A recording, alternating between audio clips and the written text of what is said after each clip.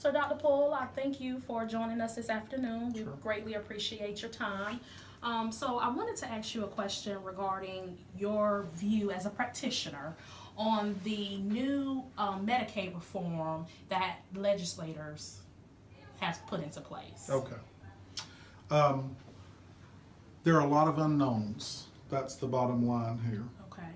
Um, there is potential for large private entities to be brought in to North Carolina, or some of them actually are already here.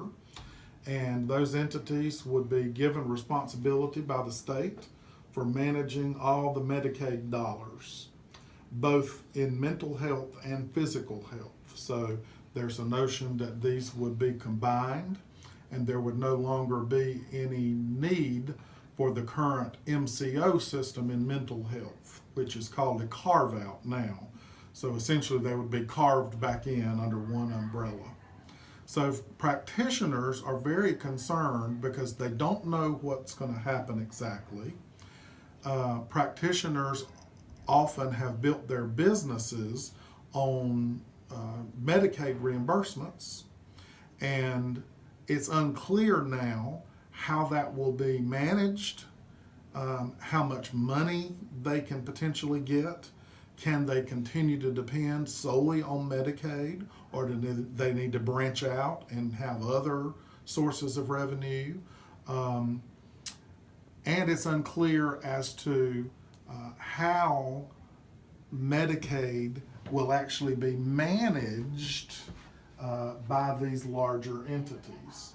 So there's just a lot of unknowns. Practitioners are nervous. They don't know exactly what to expect. A lot of them now are beginning to talk more about what they can do to become more of a privatized model, diversifying their revenue streams.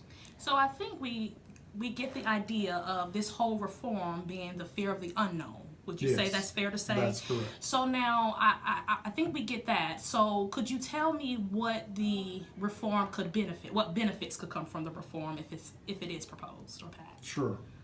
Well, there is some sense that the reform effort could streamline some of the overhead costs that are currently associated with some of the delivery of Medicaid services.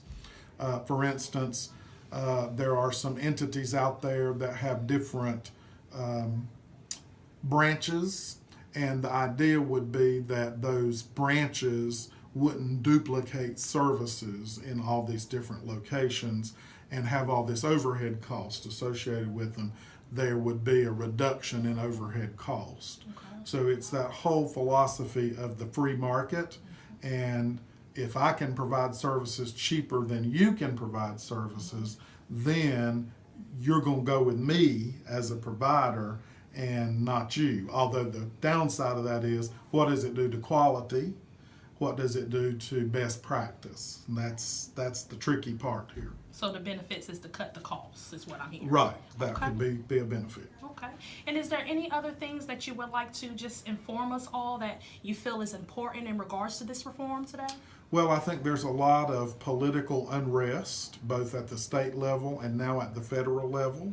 I think that there's a lot of nervousness about what direction things will go at both those levels, and they could actually kind of be opposite each other.